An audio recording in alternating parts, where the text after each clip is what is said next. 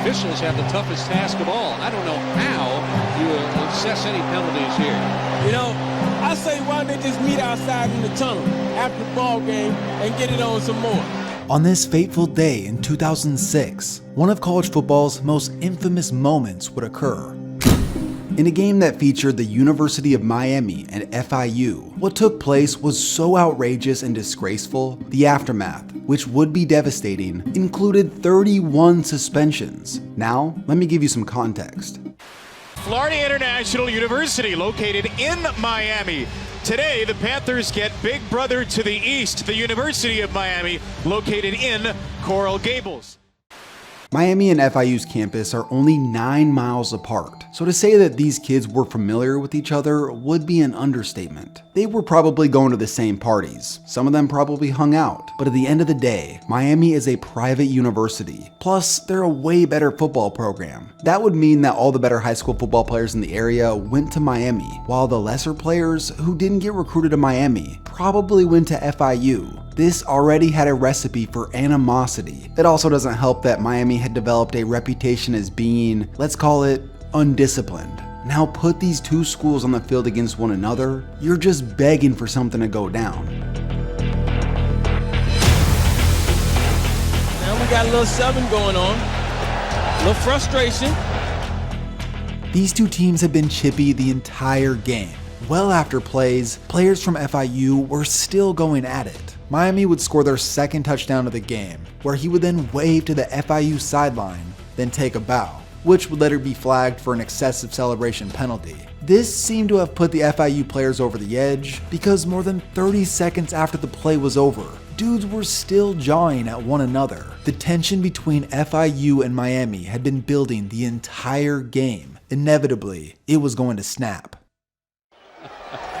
John Petty's extra point is up and good, and another melee on the field. This one is getting out of hand.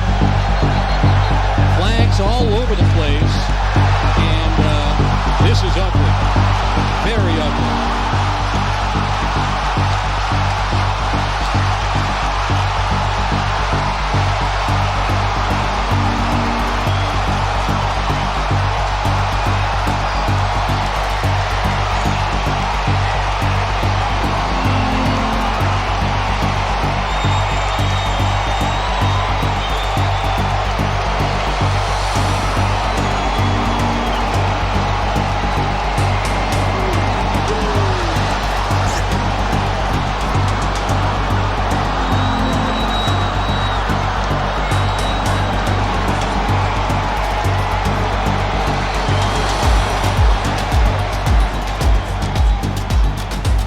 After 50 seconds of pure chaos, state troopers and FIU police had to come on the field to restore order.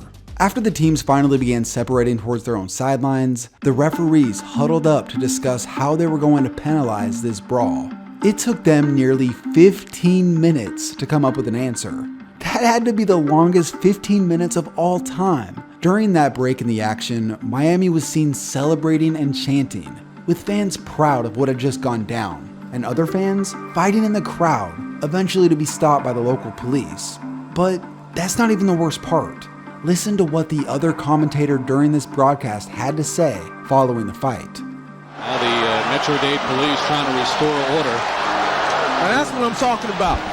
You come into our house, you should get your behind kicked. You don't come in the OB playing that stuff. You across the ocean over there. You across the city. You can't come over to our place talking noise like that. You get your butt beat. I was about to go down the elevator and get in that thing. You assess any penalties here? You know, I say why don't they just meet outside in the tunnel after the ball game and get it on some more.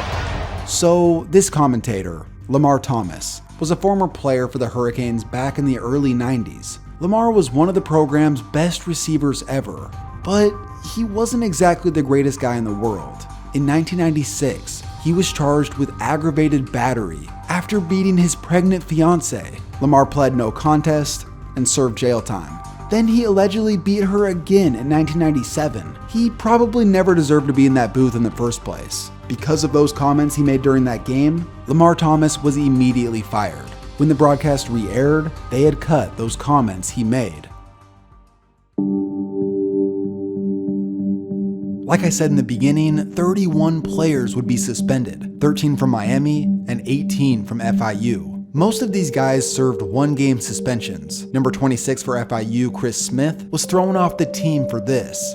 And number 24 on FIU, McDuffie, was also thrown off the team for kicking that dude in the head. Number 26 on Miami, Anthony Reddick, pulled the most notorious move of all. It's what you all know now as the Myles Garrett move. He would be suspended indefinitely, but that indefinite suspension lasted only 4 games. The punishment overall was extremely light. This would anger many. An ESPN writer called Miami's one-game suspensions a soothing caress and manicure. Now, check out this photo. This picture of FIU player Ahmad Ned on crutches became infamous. It had kind of turned into a meme before memes were a big deal. But for FIU, they would continue to fall into the depths of despair. They finished the season 0-12, their coach resigned, and they would go on to lose 23 straight. For Miami, they would finish with their worst record in just about a decade. The legendary dynasty of the U was old news. Head coach Larry Coker had made a complete fool of himself. This dude had the balls to say this after the game, quote, "I think it'll affect the image of our program greatly, but in a positive way. I think that when they see the video and they see how it was handled, they will be impressed with our players."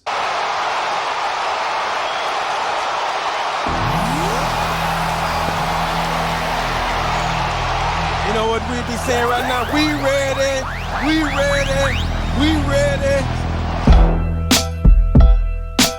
We've had a down couple years, but you don't come in here talking smack.